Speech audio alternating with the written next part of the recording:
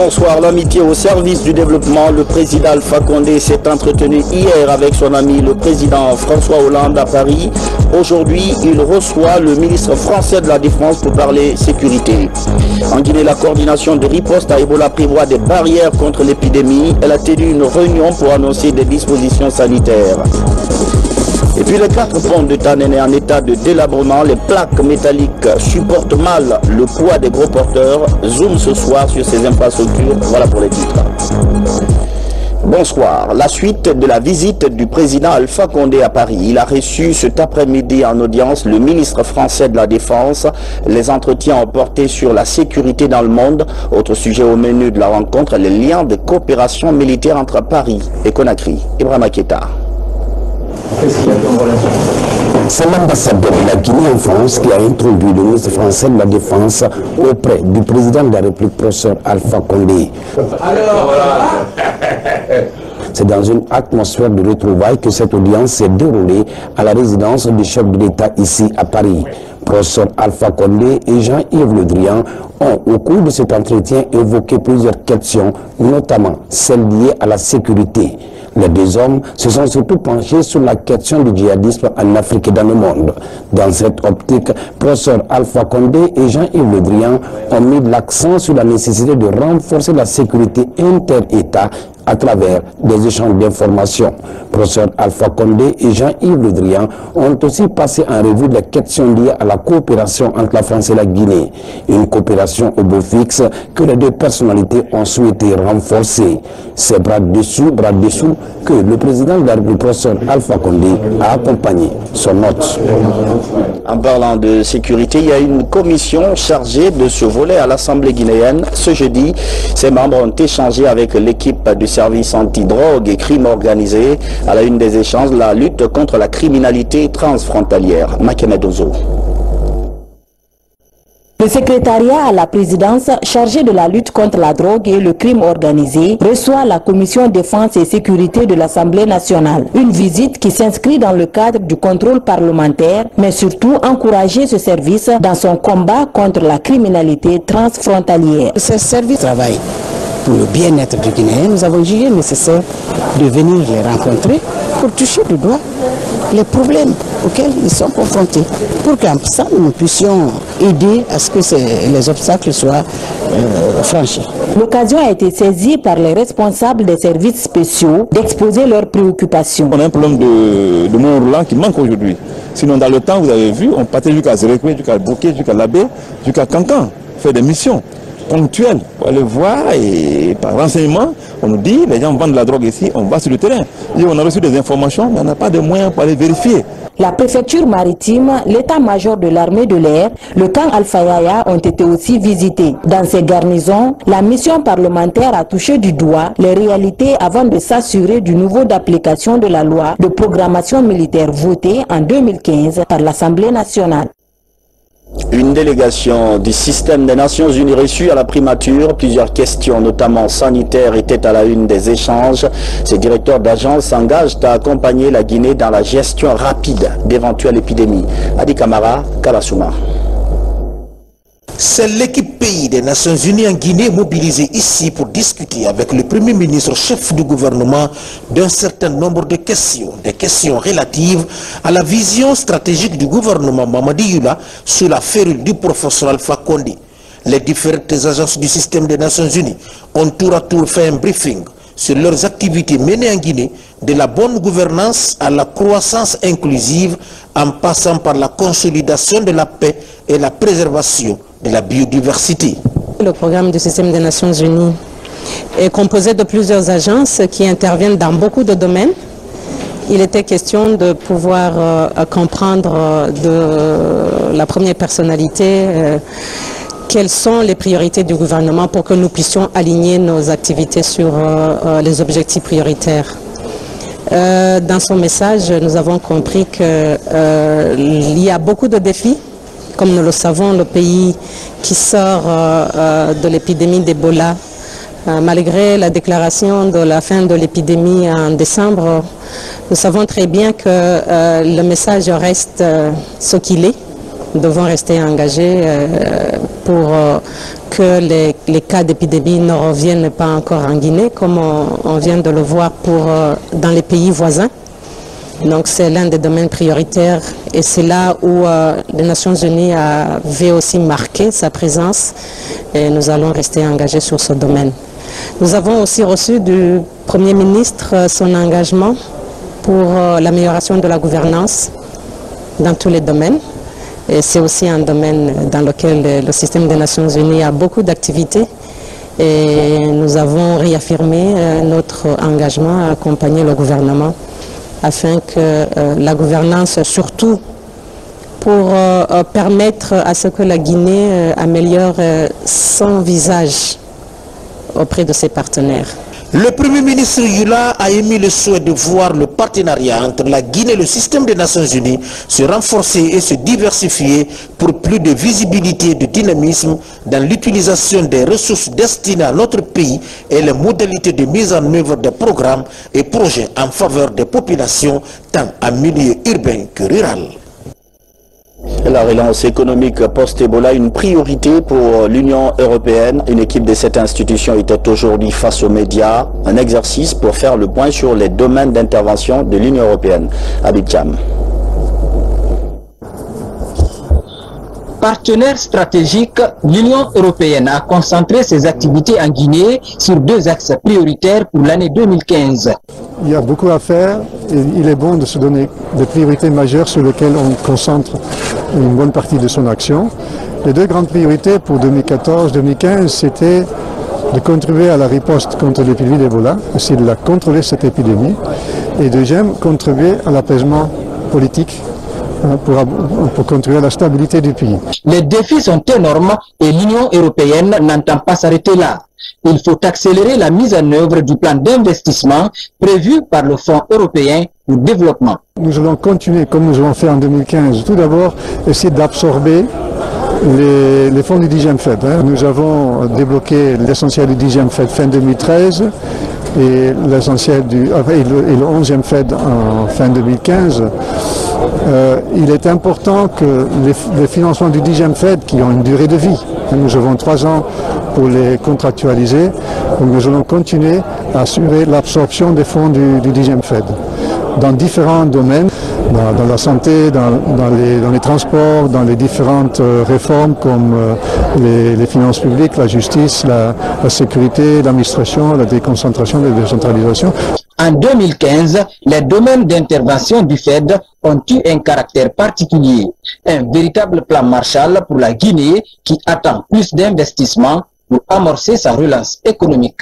Actuellement, l'Union européenne gère un portefeuille d'un peu plus de 500 millions d'euros, ce qui peut paraître peu, mais en termes financiers et surtout d'apport à un pays ACP, il est important. Au titre du 11e FED, l'Union européenne s'engage à accompagner la Guinée sur plusieurs autres chantiers, entre autres le bouclage du financement des travaux de réhabilitation du 2e axe routier Kissidougou-Guékédou.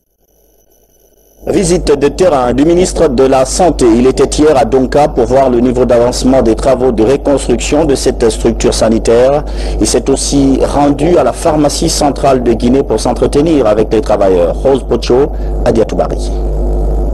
Sur le chantier de l'hôpital national CHU Donka, ouvriers et maçons s'activent dans la fabrication des briques. 3 mois après le lancement des travaux, la phase de démolition des couloirs intérieurs des bâtiments est terminée. Dans l'attente de la fin des travaux, à peine nommé, le ministre de la Santé presse le pas. Abdourahmane Diallo vient s'enquérir de l'évolution des travaux. Donka est le plus grand hôpital de notre pays et qui se trouve dans une très grande commune de la capitale. Il y a donc des contraintes liées à sa fermeture, notamment le déménagement des différents services vers d'autres localités.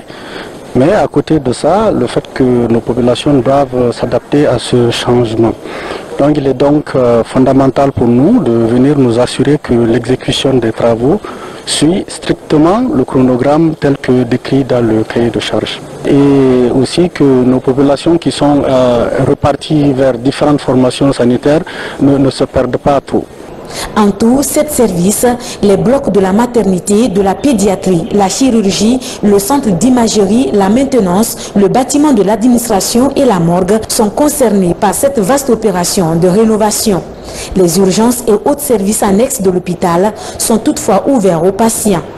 Le coordinateur du projet rassure de l'exécution des travaux dans 21 mois, mais des difficultés sont signalées. Nous avons l'occupation encore de certaines salles à la rentrée de l'hôpital. Donc cette occupation-là encore empêche à des moments donnés les camions de circuler dans la cour. En ce qui concerne le service infectieux, vous n'êtes pas sans savoir que nous avons le service de virologie, le laboratoire de virologie au niveau du service infectieux. Pour le délocaliser, il faut qu'on prenne toutes les dispositions idoines en la matière pour le transférer. Le périple du ministre de la Santé l'a conduit à la pharmacie centrale de Guinée. Ici, la direction générale de la PCG a fait une projection sur le fonctionnement de la structure. L'insuffisance d'espace de stockage et l'amélioration du système d'assurance qualité sont entre autres difficultés relevées. Imaginez-vous qu'en 2011, dans cette centrale d'Astrak, il n'y avait que 2 camions de 5 tonnes. Aujourd'hui, il y en a au moins plus d'une quinzaine de camions disponibles. C'est-à-dire que la question de distribution aujourd'hui à la centrale, elle est réglée. La question des normes et procédures aujourd'hui, elle est réglée. La question fondamentale qui reste, et c'est ce que nous avons proposé à M. le ministre, c'est le changement de statut de l'entreprise pour que les statuts puissent correspondre aux attentes de la population en termes de services publics. Et deuxièmement, nous avons posé le numéro à M. le ministre de nous appuyer à récupérer l'emprise de la pharmacie centrale de Guinée pour qu'on puisse améliorer notre capacité de stockage. Dans les jours à venir, une équipe technique sera mise sur pied. Elle va se pencher sur les différents problèmes qui entravent la chaîne d'approvisionnement de la pharmacie centrale de Guinée. Forécaria, la deuxième réunion transfrontalière post-Ebola vient de se tenir. Principal sujet en débat, la situation de la maladie à Kambia en Sierra Leone. 7 nouveaux cas suspects ont été répertoriés à Kambia. Maroufba Moussa Bangora.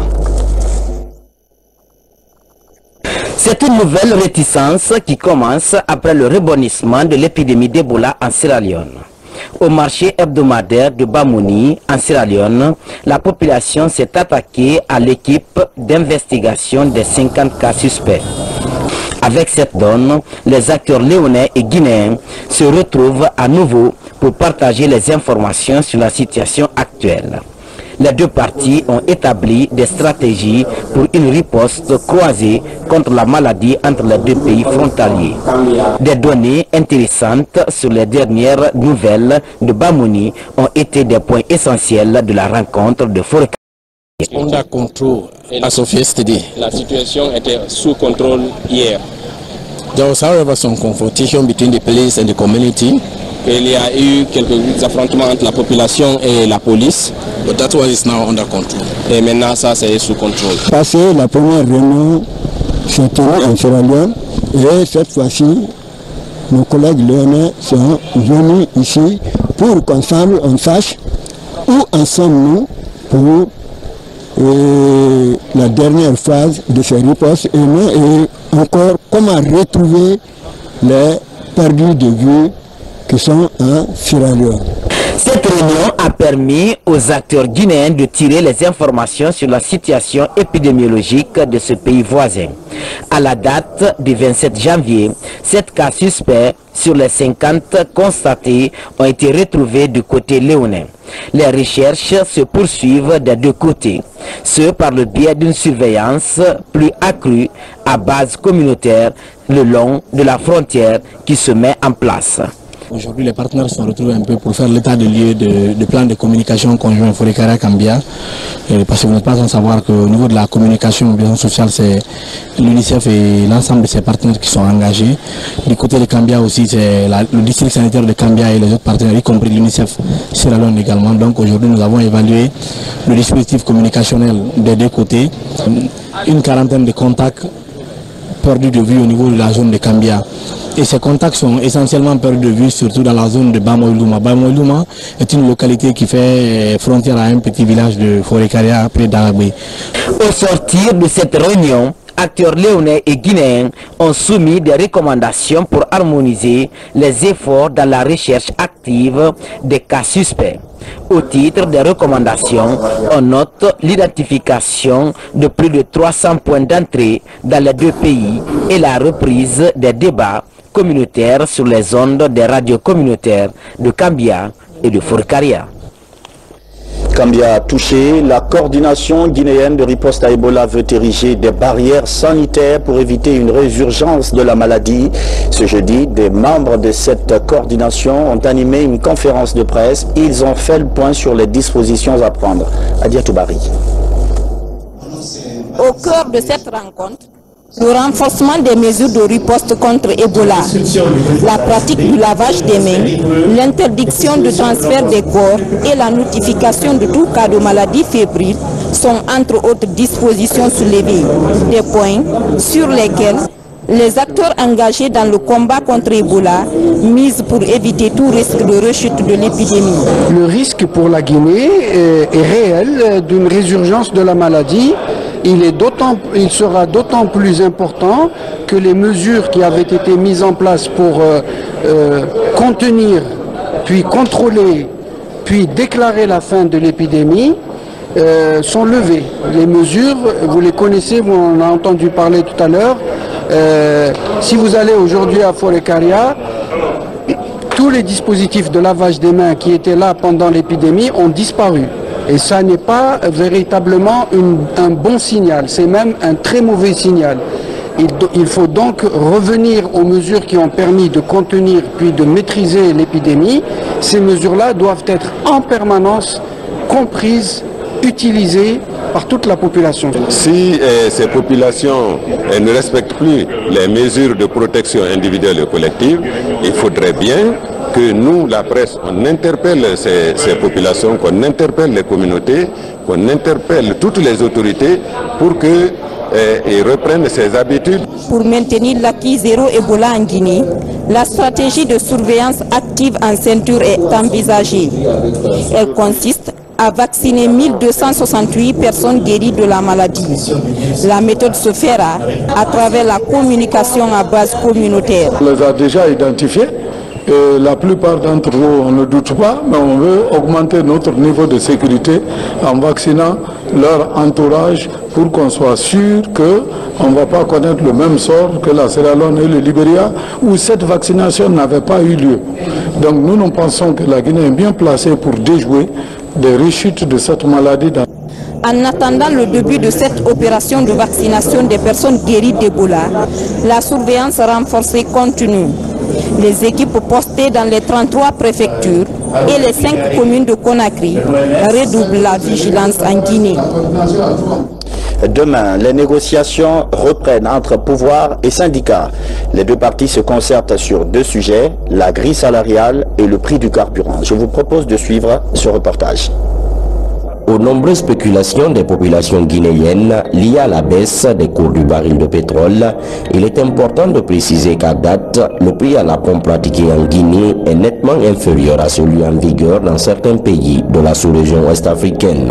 En un an, et pour différentes raisons liées à la surproduction, au ralentissement de la croissance mondiale, à la crise financière en Chine et à la levée des sanctions contre l'Iran, le cours du baril a chuté dans l'ordre de 35%, passant de $48 le baril en janvier 2015 à $31 en janvier 2016. Cependant, le prix à la pompe reste à un niveau jugé élevé pour les consommateurs.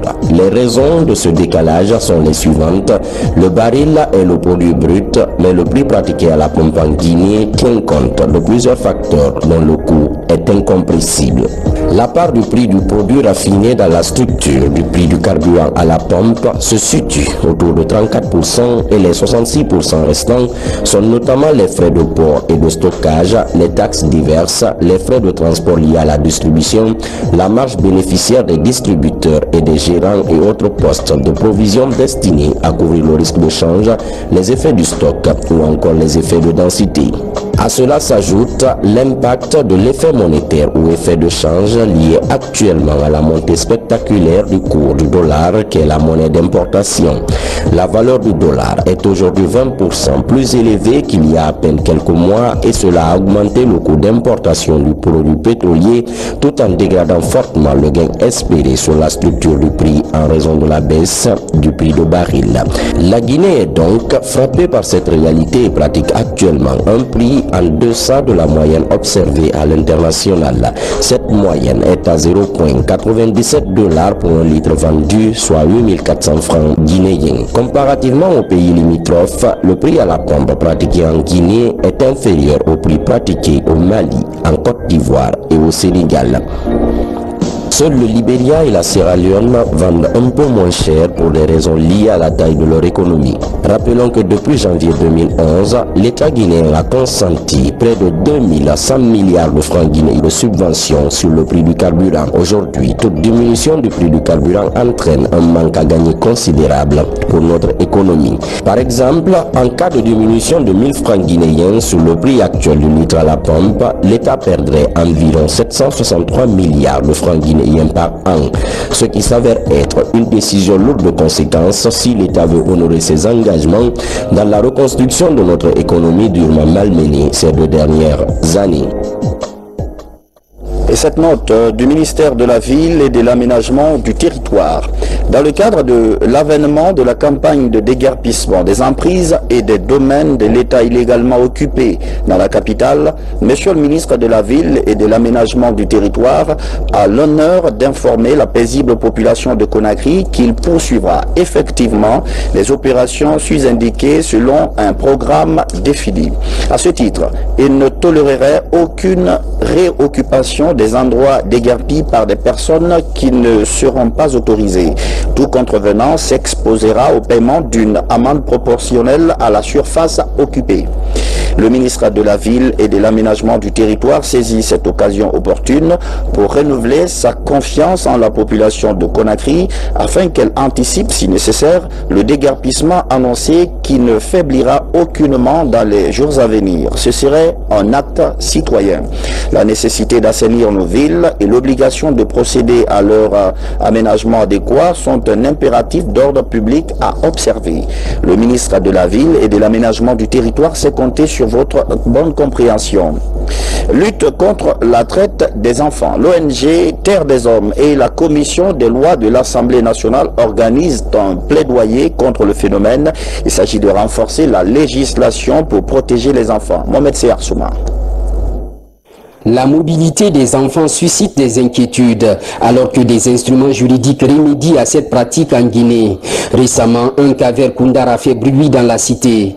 Cependant, les voix s'élèvent pour interpeller les décideurs. Il y a un manque de mécanismes de protection adaptés justement aux enfants qui sont dans une situation de mobilité et on essaye d'y remédier et de voir que la loi d'abord soit préparée, soit adaptée pour que ces mécanismes nécessaires puissent être établis et fonctionnels. Selon les analystes, la mobilité des enfants est cautionnée par la pauvreté, mais surtout la non-application des textes. Les législateurs comptent inverser la tendance. Entre-temps, la Guinée ravit la vedette dans plusieurs pays comme le Maroc, où elle constitue 98% des enfants en situation de mobilité. À nos seniors, c'est-à-dire l'Assemblée nationale, pour qu'ils fassent des actes concrets, c'est-à-dire voter des lois en faveur de ces enfants qui se donnent à cette migration qui aujourd'hui est en train de traverser la tête de tous les enfants de Guinée presque. La question des enfants est une question centrale dans le développement de l'humanité. Il y a lieu que les députés que nous sommes, représentants du peuple, nous pensions sur cette question capitale. Dans la main, c'est l'avenir du monde. Cette séance vient en appoint à la formation sur la mobilité des mineurs en Afrique de l'Ouest, tenue du 5 au 11 juin 2015. Une initiative soutenue par l'ONG Terre des Hommes.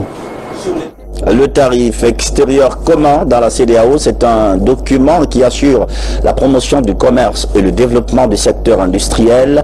Des journalistes guinéens sont formés à la maîtrise de cet outil. L'initiative de la CEDEAO vise à mettre au même pied d'information tous les journalistes de la sous-région. C'est que Fernand Kourma. Sensibiliser les journalistes guinéens aux tarifs extérieurs communs, TEC en abrégé, au sein de la communauté économique des États de l'Afrique de l'Ouest. C'est une initiative de la CEDEAO avec un financement de la GIZ. Le projet TEC a été élaboré en prenant en compte les exigences du système harmonisé de désignation et de codification des marchandises et des marques de l'Organisation mondiale des douanes et de l'Organisation mondiale du commerce. Le TEC est l'outil principal de l'union douanière. Donc, ça permettra à tous les pays de la CEDEAO d'avoir le même niveau de tarification sur les marchandises en provenance des pays tiers, c'est-à-dire en provenance des pays en dehors de la communauté. Le TEC donne également des avantages permettant aux industries de la communauté de grandir. Les produits qui sont communautaires seront protégés par les mesures de sauvegarde qui sont contenues dans le TEC. La mise en place du TEC dans la zone CEDEAO permet aux entreprises et aux consommateurs d'évoluer dans un environnement confidentiel. En Guinée, le document doit être vulgarisé au niveau de tous les acteurs de la société. Aujourd'hui, la Guinée a intégré le TEC dans le système informatique guinéen. Donc le thème il est complètement terminé. Et la phase suivante, c'est la transmission du document à l'Assemblée nationale pour être adopté. Parce que le tarif en Guinée est une loi. C'est légiféré. Donc aujourd'hui, pour transmettre ce document, il faut que chacun sache son contenu. Les prochains jours, opérateurs économiques, parlementaires et les membres de la société civile s'approprieront le contenu de ce document. Je vous le disais en titre, les 4 ponts qui surplombent le fleuve Concouré dans la commune rurale de Tanéné sont dans un état de délabrement. Les plaques de fer résistent difficilement au poids des camions. Reportage de Moussa Komara. Construits sur les affluents du fleuve Concouré avant les indépendances, ces 4 ponts métalliques de la CRD de Tanéné présentent une dégradation très poussée. Sur la chaussée, les lames de fer ne tiennent plus.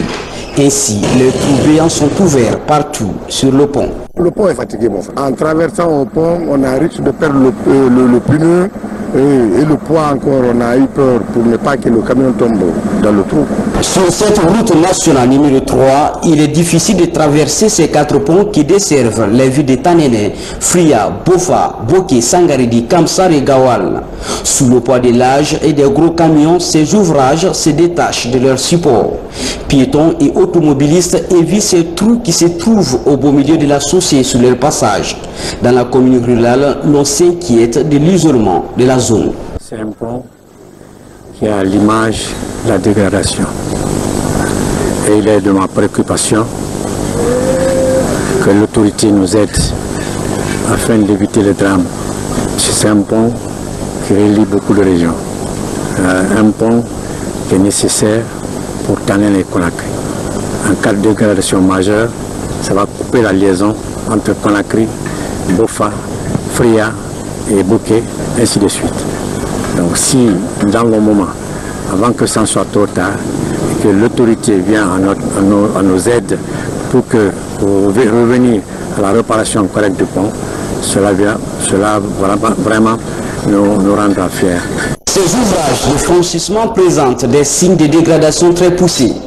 Des voies s'élèvent pour la construction des ponts en béton armé pour éviter des accidents de la circulation et le bouleversement du trafic. Ici, il y a même l'opportunité de nous aider à avoir une autre route qui pourra seconder un autre pont, comme celui le pont de Bofa, de l'autre côté de la rive là.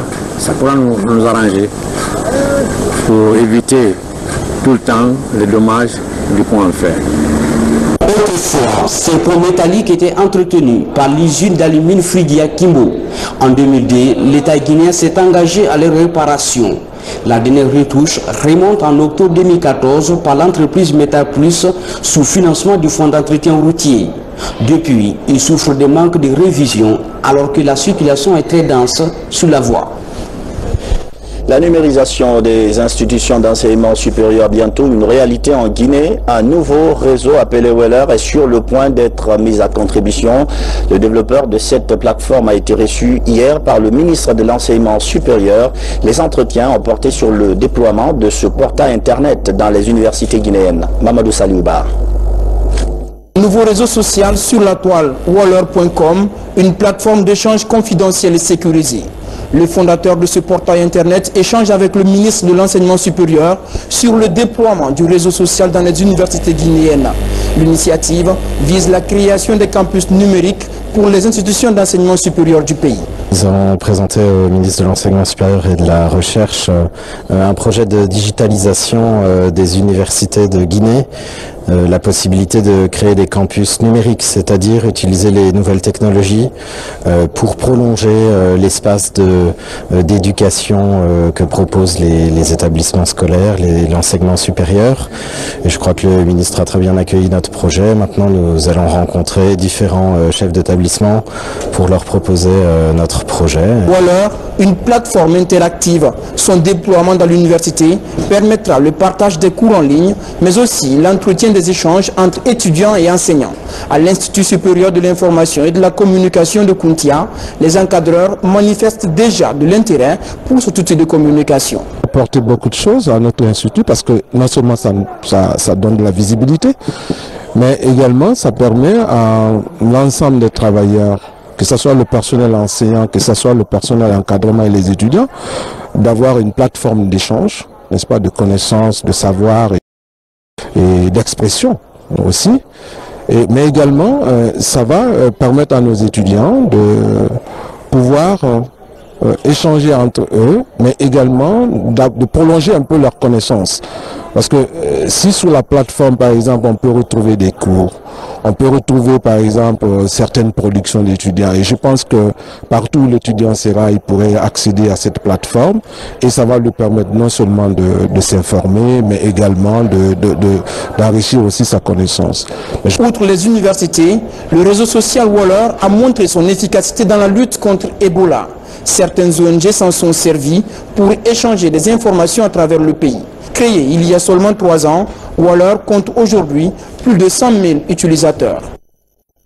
Le système de pompage du centre universitaire de l'Abbé va être rénové par la société FAPEL, ce qui du coup favorisera une meilleure desserte en eau potable. L'initiative a été soutenue par une société française. Fatima Diallo. La société FAPEL au secours du centre universitaire de l'Abbé. Désormais, les étudiants ne vont plus parcourir de longues distances pour se procurer d'une eau potable.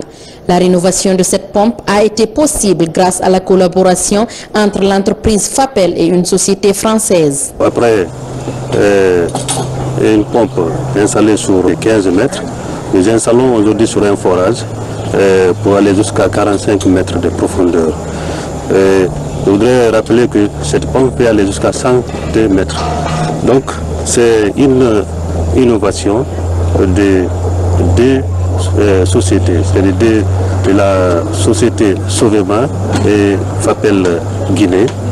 De l'eau à moindre coût pour tous.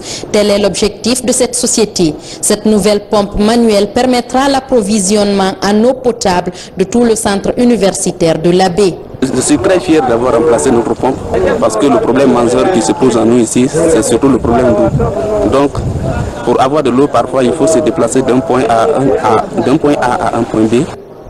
Une innovation qui va soulager les étudiants. Cette pompe manuelle vient combler le déficit dans le secteur de Afia. Orange Guinée a un nouveau slogan, vous rapprochez de l'essentiel. Il va être utilisé en remplacement du échange avec Orange, une nouveauté que l'opérateur a présentée aujourd'hui à la presse. Djena Yansane. C'est une nouvelle plateforme de marque que Orange Guinée vient de déposer. Le slogan « Vous rapprochez de l'essentiel », une identité qui se veut réformateur à travers le plan stratégique 2020. Une marque qui prend en compte les préoccupations des clients. Écouter les besoins des clients et répondre au plus près à leurs attentes. C'est le schéma qu'affiche Orange Guinée. Cette nouvelle marque a une signature, donc c'est bien vous connecter à votre essentiel. Et encore une fois, nous allons la déployer à travers plusieurs grands leviers. D'abord, c'est ce qu'on appelle la connectivité enrichie. Donc le groupe Orange s'engage à faire bénéficier à tous les citoyens, à tous les citoyens du meilleur de la technologie. C'est ce qui a d'abord été commencé ici avec succès en Guinée, où Orange a été le premier opérateur à déployer la 3G+, par exemple. Partout, dans les moindres villages de la Guinée, Orange est accessible et avec une qualité extrêmement fiable. Et donc la connectivité enrichie, c'est le premier axe. On veut offrir à tous les clients, à tous les citoyens, les moyens de se connecter au meilleur réseau de télécommunications du pays. Mais au-delà, c'est aussi l'enrichissement de cette identité de la marque Orange. Il y a un style photographique de l'essentiel pour l'abonné, 5 couleurs complémentaires aux couleurs actuelles, une typographie plus lisible et imposante avec des illustrations graphiques. Pour montrer à nos clients que nous sommes à leur écoute, nous avons mis en place des essentiels. Ce que vous voyez ici derrière moi, la famille, le travail, le fun. Et pour vous exprimer que nous sommes à votre écoute, que nous sommes proches de vous, nous avons préféré changer notre signature qui est désormais vous rapprocher de l'essentiel. Votre essentiel, c'est ce qui est important pour vous. Donc nous sommes là comme trait d'union pour vous rapprocher de cet essentiel. Et c'est ce que notre nouvelle signature signifie. Côté connectivité sur Internet, la 4G serait bientôt lancée. Orange Guinée fête cette année son 9e anniversaire. À ce jour, il compte plus de 5 millions d'abonnés et couvre toute l'étendue du territoire national. En plus bref, hors du pays, selon une information de l'agence France Presse, l'ancien président ivoirien Laurent Gbagbo a plaidé non coupable ce jeudi à l'ouverture de son procès devant la Cour pénale internationale, 5 ans après des violences post-électorales que la Côte d'Ivoire a vécues. Laurent Gbagbo est le premier ex-chef d'État poursuivi par la CPI. Son procès est un vrai test pour la Cour, entrée en fonction en 2003. Lui et son co-accusé, Charles Blé Goudé, 44 ans, ancien chef de milice, sont poursuivis pour leur rôle dans la crise née du refus de Laurent Gbagbo de céder le pouvoir à Alassane Ouattara à l'issue de l'élection présidentielle en fin 2010. C'est la fin de cette édition d'information. Merci de votre fidélité à la télévision guinéenne. Bonsoir.